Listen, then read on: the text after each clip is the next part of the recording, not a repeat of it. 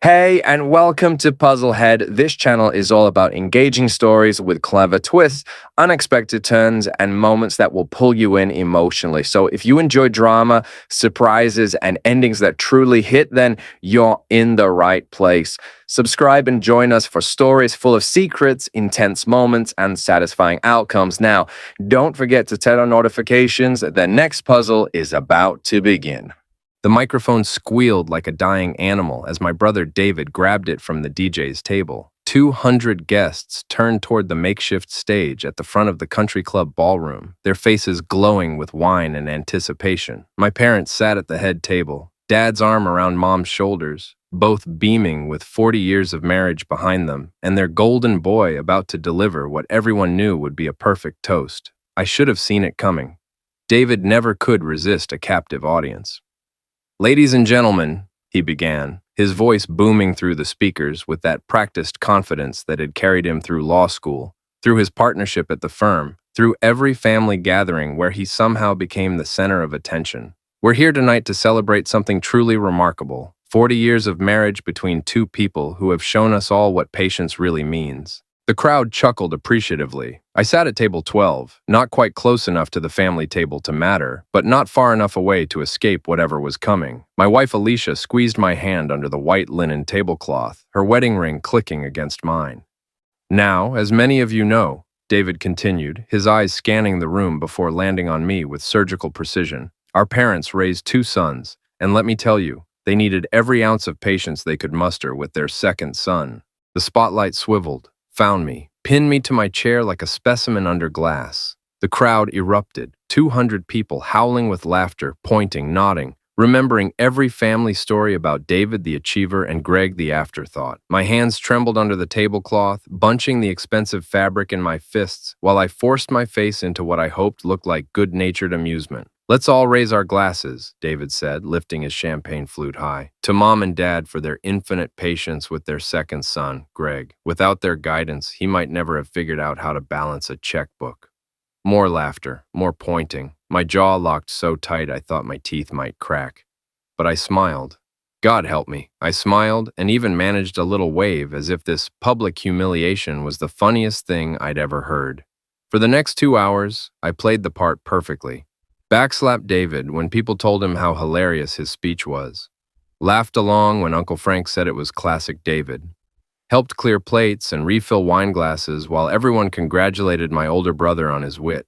I was invisible except as the punchline, the setup for David's brilliance. I drove home at midnight, hands steady on the wheel, not speeding, not racing, just thinking. Alicia had fallen asleep in the passenger seat, her head against the window, completely oblivious to the fact that something fundamental had shifted in her husband during those 2 hours of public mockery. What David forgot, what they all forgot, was what the second son actually did for a living. I wasn't just some overlooked accountant living in my brother's shadow. I was a forensic auditor with 15 years of experience unraveling financial crimes for the state attorney general's office. I specialized in finding money that people thought they'd hidden well enough. I was very, very good at my job. More importantly, I handled all the financial planning for our family's construction business. Every trust document, every operating agreement, every piece of estate planning flowed through the second son's desk. Dad had set it up that way decades ago, back when David was too busy playing college football to pay attention to boring paperwork. David had never bothered to read the operating agreement. If he had, he might have discovered that his CEO title and corner office came with a lot of responsibility, but not much actual ownership. The patient son, the overlooked son, the second son held the real equity. Monday morning, I started my review. I'd always been meticulous about keeping our family's books clean, but I'd never actually audited David's activities with the thoroughness I'd apply to a criminal investigation. I'd trusted my brother, assumed his expense reports were legitimate, figured his client entertainment charges were reasonable business expenses. I was wrong. 6 years of credit card statements told a different story. David's company card at the Mohegan Sun Casino, 17 times. Hotel charges in Boston when he was supposed to be at job sites in Hartford. Jewelry store purchases that definitely weren't for his wife, Sarah. I'd asked her about the expensive necklace receipt, and she'd looked confused. $847,000 over 6 years. Embezzlement, fraud, theft from our parents' company. The patient's son had documented every receipt with the same care I'd used to build a case against any other white-collar criminal. The favorite son had documented his own destruction. Thursday morning, I convened an emergency board meeting. Our parents, our company attorney, and our insurance representative. I presented my findings with no commentary, no emotion, just spreadsheets and evidence and the kind of methodical documentation that had put dozens of embezzlers behind bars. The silence in that conference room was deafening. Dad's face went gray as he flipped through the evidence. Mom kept shaking her head, whispering, "This can't be right," over and over. David's golden tan drained to the color of old newspaper. "There has to be an explanation," he stammered, loosening his tie. "These are just misunderstandings, accounting errors." I'd heard that song before. Every criminal I'd ever investigated sang the same tune when the evidence mounted too high to deny. "The explanation," I said quietly, "is that you've been stealing from our parents for 6 years. The casino charges alone total $340,000. The hotel bills for your affairs add up to another $180,000. The jewelry purchases, which weren't for Sarah, as I've confirmed, account for $127,000. Should I continue?" Our attorney was already making notes. Our insurance rep was calculating coverage limits. The second son had just blown up the family business, and everyone in that room knew it. Yesterday morning, they wouldn't stop calling. 47 missed calls. David, hysterical, begging me to work something out. Mom, crying, pleading with me not to destroy the family. Dad, angry and desperate, demanding I show loyalty to blood. I let them all ring. At 5 p.m., I sent one email to everyone. David has 48 hours to resign and sign a repayment agreement, or I file criminal charges with the State Attorney General's office Monday morning. This is not negotiable. I copied our family attorney and our insurance carrier. The second son was done asking for patience. David resigned Tuesday. The repayment plan was signed Wednesday, 7 years of garnished wages and liquidated assets. His country club membership was canceled Thursday. His wife Sarah filed for divorce Friday after discovering that the jewelry really wasn't for her. The microphone had finally grabbed back. By the following Monday, I'd assumed operational control of the company. Our employees were relieved. They'd watched David's erratic behavior for months without understanding the cause. Our clients were satisfied with the transition. Our parents were shattered but grateful that I'd handled everything quietly, without criminal charges that would have destroyed what was left of David's life. The patient son had always been the competent one. Now everyone could see it. But my personal life was about to explode in ways I never saw coming. 3 weeks after David's resignation, I came home from work to find Alicia pacing our kitchen like a caged animal. Her phone was buzzing constantly on the counter, and she kept glancing at it with a kind of nervous energy that made my forensic instincts twitch. "How was your day?" I asked, loosening my tie and heading for the refrigerator. "Fine. Normal. You know." She was talking too fast, her words tumbling over each other. "Just the usual marketing stuff. Campaign deadlines, client meetings." I grabbed a beer and popped it open, watching her reflection in the stainless steel refrigerator door. She was still pacing, still glancing at her phone. In 15 years of marriage, I'd learned to read Alicia's tells. This wasn't work stress. Her phone buzzed again. This time she lunged for it, but her nervous fingers fumbled the device. It clattered to the floor, screen up, message visible. "Can't wait to feel you again. Tonight. Same place. D." The beer bottle slipped from my hand and shattered on the kitchen tiles. Alicia scrambled to grab her phone, but it was too late. I'd seen enough evidence in my career to recognize a smoking gun when it landed at my feet. "Greg, I can explain." "Don't." My voice came out calm, controlled, the same tone I used when interviewing suspects. "Just don't." I walked out of the kitchen, glass crunching under my shoes, and headed for my home office. Behind me, Alicia was calling my name, but I closed the door and locked it. I needed to think like an investigator, not like a husband who'd just discovered his wife was cheating. The evidence was circumstantial but compelling. Late nights at client meetings. New clothes she claimed were for work. The gym membership she'd suddenly developed enthusiasm for after 15 years of calling exercise torture. Her phone guarded like state secrets. I opened my laptop and did what I do best. I followed the money. Our joint credit card showed charges at restaurants I'd never been to, always for 2 people. Hotel parking fees downtown when she claimed to be at the office. A Victoria's Secret purchase for $340 that had never appeared in our bedroom. The pattern was clear. My wife was having an affair, and she was financing it with our money. I spent the next hour documenting everything, building a case with the same methodical approach that had exposed David's crimes. By the time I finished, I had a timeline going back 4 months. a list of locations, and enough evidence to prove infidelity in divorce court. The second son was getting very tired of being underestimated, but I wasn't ready to confront Alicia yet. I needed more information. I needed to know who Dee was, how serious this relationship had become, and whether my marriage was worth saving or already dead. The next morning, I followed her. I'd never done surveillance on my own wife, but 15 years of financial investigations had taught me how to track people without being seen. I stayed 3 cars back as Alicia drove to work, watched her park in her usual spot at the marketing agency, and waited. She emerged 2 hours later with her gym bag, but instead of heading to the fitness center she'd joined, she drove across town to a neighborhood I didn't recognize. She pulled into the parking lot of Murphy's Auto Body Shop and disappeared into a side entrance. I parked across the street and waited. 45 minutes later, she came out looking disheveled, her hair messed up despite the ponytail holder, her lipstick gone. A man followed her, tall, muscular, wearing coveralls with Dominic embroidered on the pocket. They kissed goodbye in broad daylight, his hands on her A like he owned her. My wife giggled like a teenager and practically skipped to her car. I'd found D. That evening, Alicia came home glowing with what she claimed was endorphins from a great workout.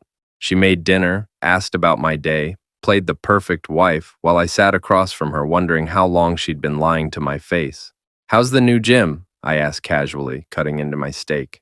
"Great. Really challenging classes. The trainer is amazing. He's really pushing me to try new things." "I'll bet he is," I thought, but I just nodded and smiled. "That's wonderful, honey. You seem so much happier lately." She beamed at me, completely oblivious to the fact that her husband was building a case that would destroy her in divorce court. "I feel like a new woman." Over the next week, I gathered more evidence. Photos of her car at Murphy's Auto Body, credit card charges that didn't match her claimed schedule, phone records showing hundreds of texts to a number registered to Dominic Russo. But I also started noticing other things. How she flinched when I touched her, how she'd started working late more often, how she'd suggested I might want to join a gym myself, maybe find some new interests. She wasn't just having an affair, she was planning to leave me. The realization hit me like a physical blow. This wasn't some midlife crisis fling she'd eventually regret. This was an exit strategy. She was setting up her new life with Dominic while using our joint assets to finance the transition. I'd seen this pattern before in my investigations. Spouses who methodically prepared for divorce while pretending everything was fine.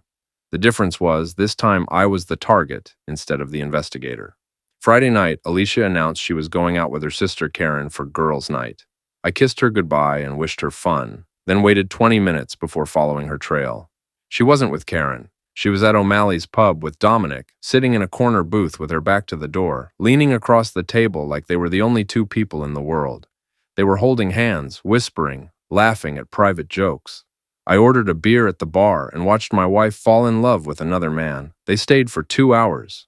I watched Dominic trace patterns on Alicia's palm. I watched her feed him appetizers with her fingers.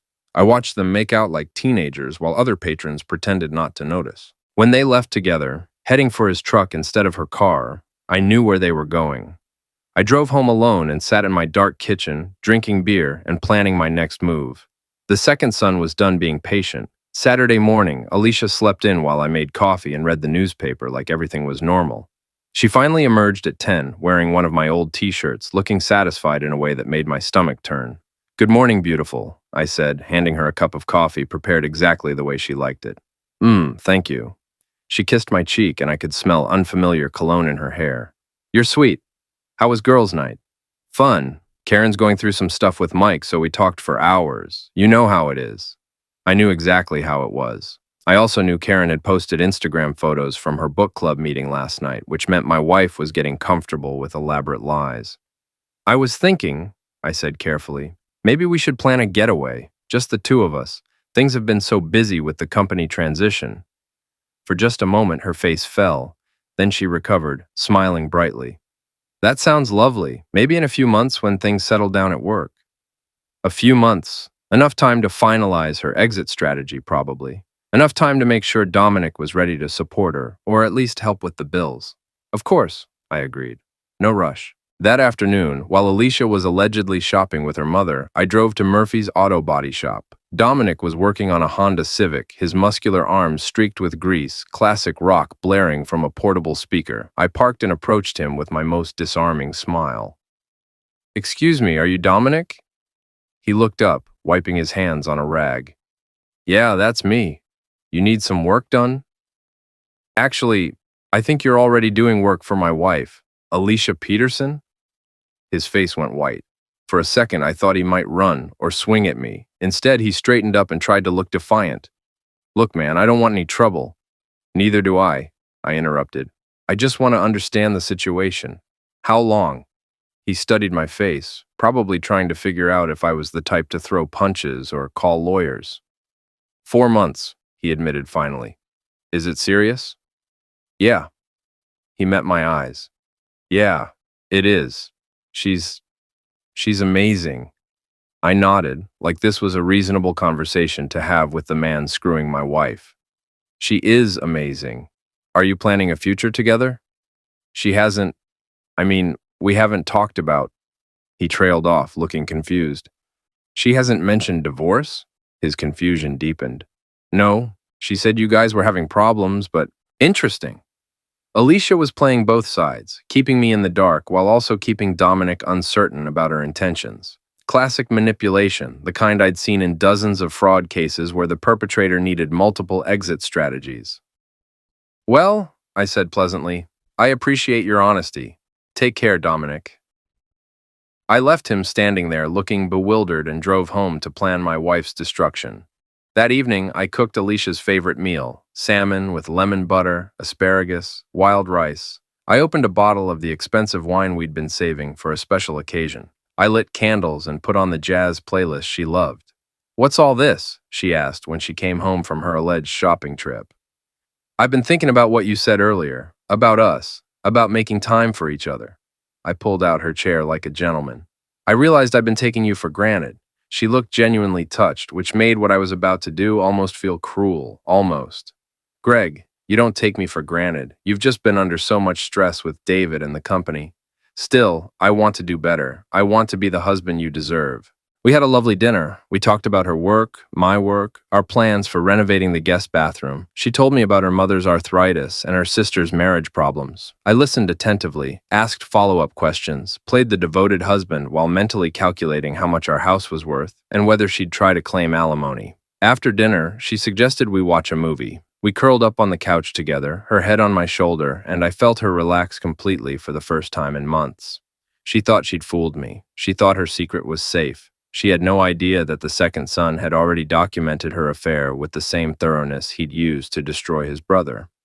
Monday morning, I called in sick and spent the day consulting with divorce attorneys. I met with 3 different lawyers, explained my situation, and reviewed my options.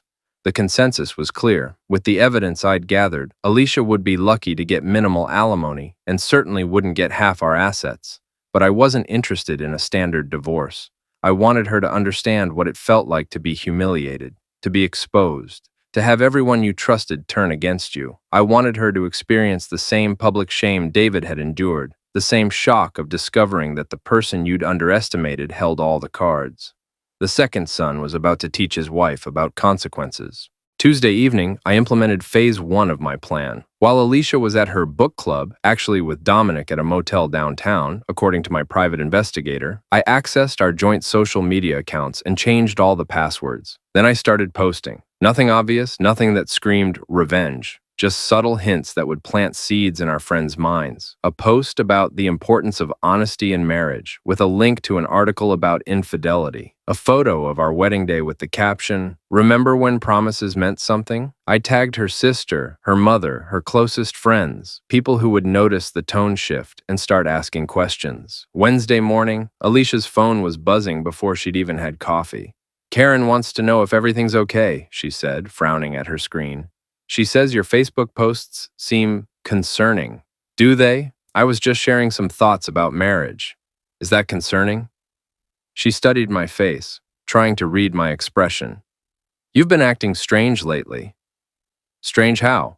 "I don't know. Different. Like you're planning something." I was planning something. I was planning to systematically dismantle her life the way she'd been systematically dismantling our marriage. But I just smiled and kissed her forehead.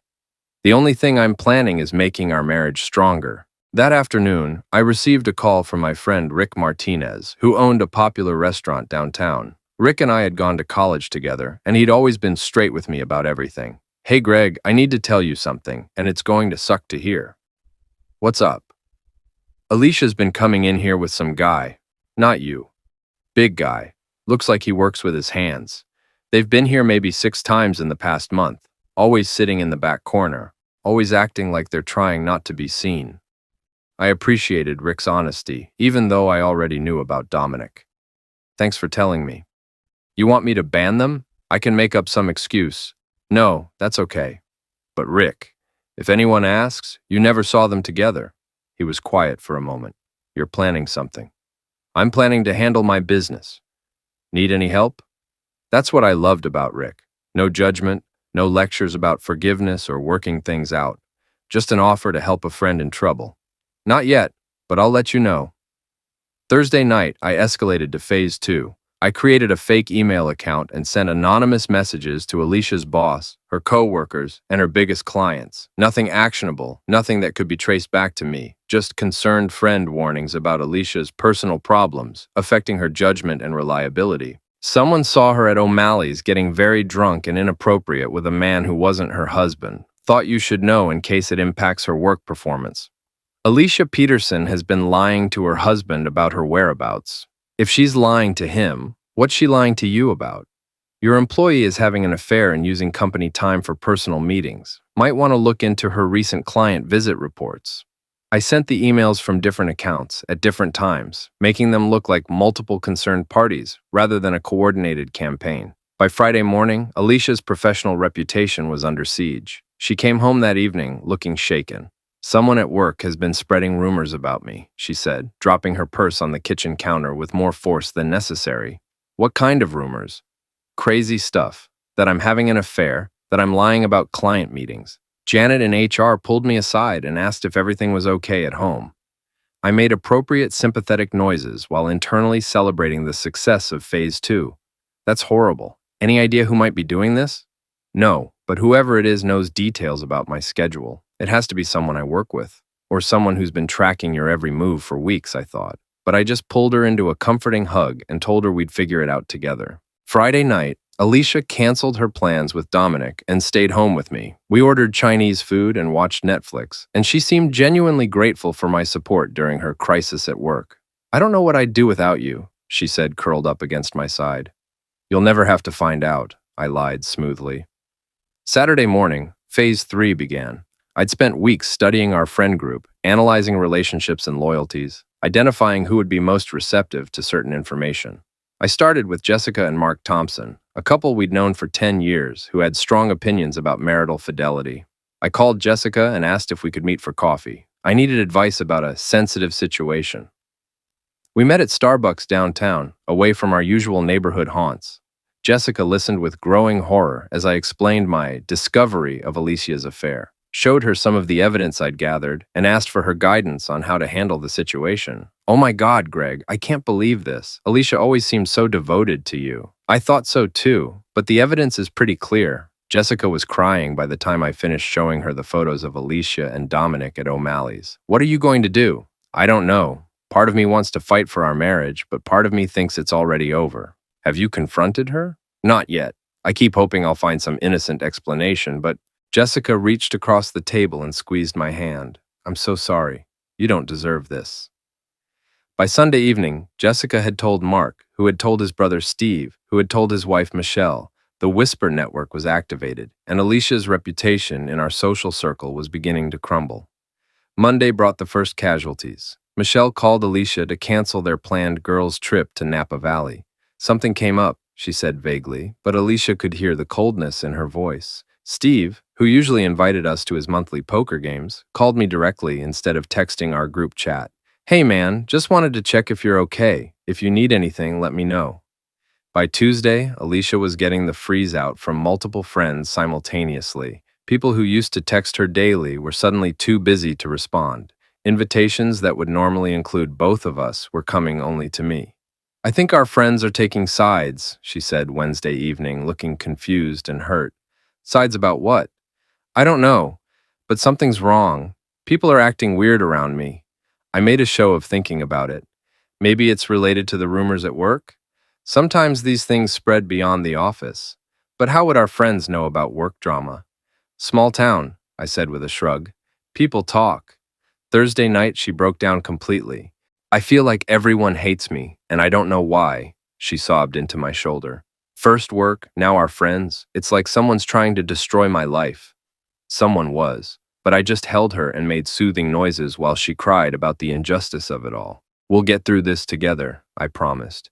Whatever's happening, we'll figure it out. Friday brought the confrontation I'd been orchestrating for weeks. Tom and Sarah Jenkins, our closest couple friends, invited us to dinner at their house. I knew it was an ambush. Tom had called me earlier to say they needed to address the situation and thought it would be better to do it privately rather than let the rumors continue spreading. We arrived at 7, bringing wine and flowers like we always did. But the atmosphere was tense from the moment we walked in. Sarah barely hugged Alicia, and Tom's greeting was stiff and formal. We made small talk through appetizers, but I could see Alicia growing more nervous as she picked up on the undercurrents. Finally, during the main course, Tom put down his fork and looked directly at my wife. Alicia, we need to talk about what's been going on. What do you mean? The affair with the mechanic, we know about it. The silence that followed was deafening. Alicia's face went through a series of expressions: shock, fear, anger, calculation, before settling on indignant denial. I have no idea what you're talking about. Sarah leaned forward. We've seen the photos, Alicia. We know about the motel rooms, the restaurants, all of it. Photos? Alicia's voice was barely a whisper. Tom slid a manila envelope across the table. Greg showed us everything. We're not judging you, but we can't pretend we don't know. Alicia opened the envelope with shaking hands. Inside were copies of all the evidence I'd gathered, photos of her and Dominic together, credit card statements, hotel receipts, phone records. She looked at me with an expression of absolute betrayal. You've been spying on me? I've been documenting your lies. How long have you known? Long enough to understand that our marriage is over. She started crying then, not the manipulative tears she'd used when complaining about work problems, but genuine sobs of someone whose world was collapsing. Greg, please let me explain. There's nothing to explain. You made your choice. Now you get to live with the consequences. Tom and Sarah looked uncomfortable but didn't intervene. This was between husband and wife, and they were just witnesses to the inevitable conclusion.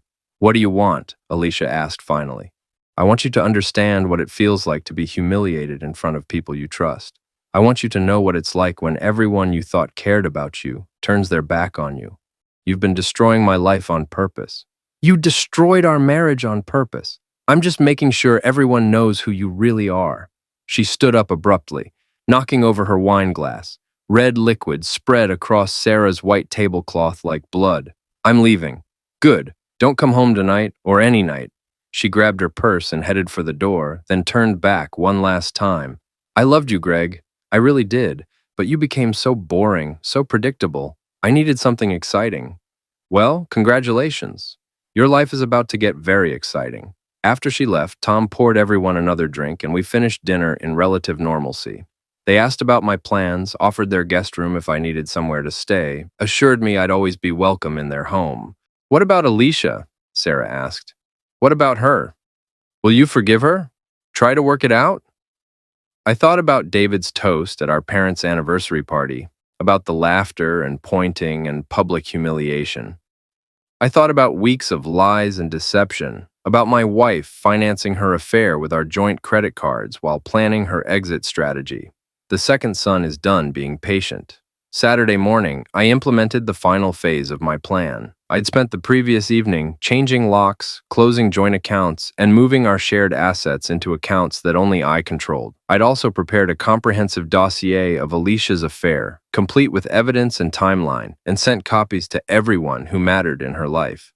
Her parents received a package with a letter explaining why their daughter's marriage was ending and documentation of her infidelity. Her boss got a detailed report about her use of company time and resources for personal affairs. Her sister got photos and phone records. Her closest girlfriends got the full story with evidence. By noon, Alicia's phone was ringing constantly. Her mother called me, crying and asking if there was any way to save the marriage. Her boss called to inform me that Alicia had been placed on administrative leave pending an investigation into her conduct. Her sister called to scream at me for destroying her life over a mistake, but I wasn't done yet. Sunday afternoon, I drove to Murphy's Auto Body Shop.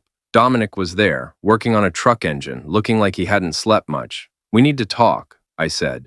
He wiped his hands and followed me outside, probably expecting another civilized conversation like our first meeting. Instead, I handed him a folder containing copies of all the evidence I'd gathered about his relationship with my wife. What's this? Documentation of your affair with Alicia. Dates, times, locations, expenses, everything. He flipped through the pages, his face growing paler with each photo and receipt. Why are you showing me this? Because I want you to understand what you're getting into. Alicia isn't leaving me for you. She's leaving me because she got caught. There's a difference. She loves me. She loves the excitement. She loves the secret. She loves feeling desired.